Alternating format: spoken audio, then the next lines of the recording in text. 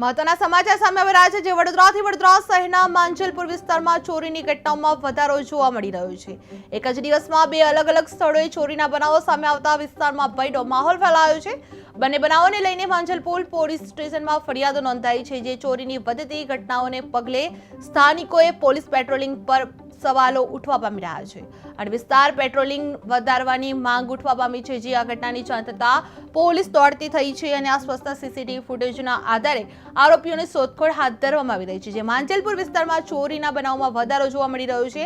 એક જ દિવસમાં બે ચોરીની ઘટના સામે આવી છે જે સ્થાનિકોમાં ચોરીથી ભયનો માહોલ જોવા મળી રહ્યો છે।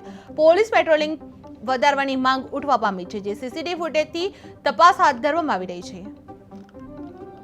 વડસર જતા વચ્ચે મારુતિ ધામના નાકે એક સાંઈ બાબા મંદિર આવેલું છે। ત્યાં ગઈકાલે રાતે તસ્કરો પાછળથી જાળી કૂદીને ઉપરથી અને મંદિરનો નચુકો તોડીને જે મોટી દાનપેટી હતી તે લઈને જતા રહ્યા છે। કોઈ અન્ય નુકસાન મંદિરમાં કરવામાં આવ્યું છે? કોઈ ના, ચોરવામાં આવી છે? મંદિરમાં અન્ય નુકસાન તો થયું નથી, પણ જે દરવાજાનો નચુકો તોડી નાખ્યો છે પ્લસ જે અમારી દાનપેટી 6 મહિનાની હતી અને દર વર્ષ 6 મહિના અમે દાનપેટી ખોલીએ છીએ।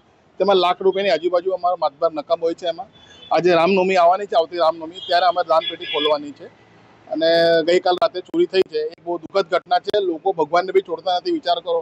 લોકોને પોલીસનો કે કોઈનો કે કાયદાનો ડર જ નથી રહ્યો। પોલીસ ભગવાનને બી નથી છોડતા, મંદિરમાં ચોરી કરે છે। આજે મંદિર આવેલું છે કયા પોલીસ સ્ટેશનના હદ વિસ્તારમાં આવેલું? આ જે સાંઈ મંદિર છે જેડીસી વિસ્તારમાં માંજલપુર હદ વિસ્તારની આવેલું છે।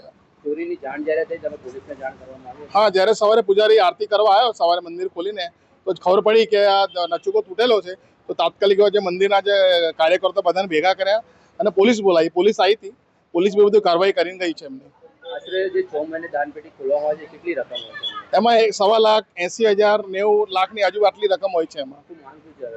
અત્યારે મારી એ જ માંગ છે કે આજે ચોર પકડાય તો આવા ચોરને સખતમાં સખત સજા થાય અને બીજી વાર આવું ચોરીઓ